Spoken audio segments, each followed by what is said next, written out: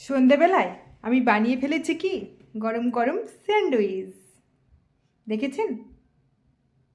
আর এখন আমি স্যান্ডউইচগুলো খাবো।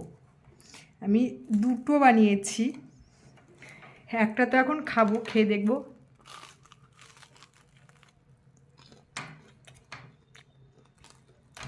অ্যাকচুয়ালি আমি এগুলো ভালো খাই না। হেই গাইস, আপনারা সবাই কেমন আছেন? আশা করি আপনারা সবাই অনেক অনেক ভালো আছেন। আর আমার দেখুন ঘুম মোটেও ভাঙে না, যদিও ঘুমটা ভাঙলো। উঠে আমার দিনের শুরুটা ঠিক এইভাবেই ভগবানকে প্রে করে হয়।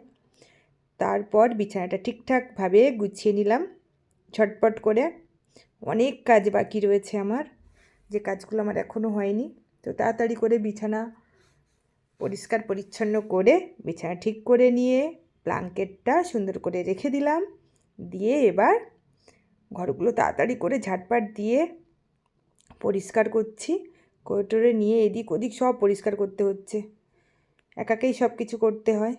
তো সব কিছু পরিষ্কার পরিচ্ছন্ন করে শেষে আমি কি করলাম, ঘর ঝাড় দিতে গিয়ে আমার মতো চুল কার কার উঠছে বলুন তো? প্রচুর চুল ঝরছে, সারা ঘরে চুল আর চুল। তাড়াতাড়ি করে ঘর ঝাড় দিয়ে মুছে ব্রাশ করে একটু জল খেলাম। সকালে উঠে জল খাওয়া হয়নি আমার। এই শীতে না প্রচুর জল খেতে হয়। তারপর স্নান করলাম, স্নান টান করে জামা টামাগুলো বাইরে রোদ্দুরে দিয়ে এসে সূর্য প্রণাম করলাম, করে রীতিমতো আমি রেডি ফ্রেশ হয়ে গেছি। তো এখন আমার পুজো দেওয়ার পালা। তাড়াতাড়ি করে পুজোর কাজটা সেরে নিচ্ছি। হে ঈশ্বর, আমায় ক্ষমা করো, আমি একটা বাতাসা দিয়েই তোমায় কিন্তু পুজো দিচ্ছি, ঠিক আছে? এই নিয়েই সন্তুষ্ট থেকো, এই বললাম।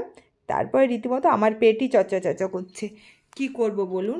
তাড়াতাড়ি করে আমি রান্না করতে চলে এলাম। চাল ধোয়া কমপ্লিট, ভাত বসিয়ে দিয়েছি। দিয়ে আমার মনে হলো একটু এক্সারসাইজ করার জরুরি আছে।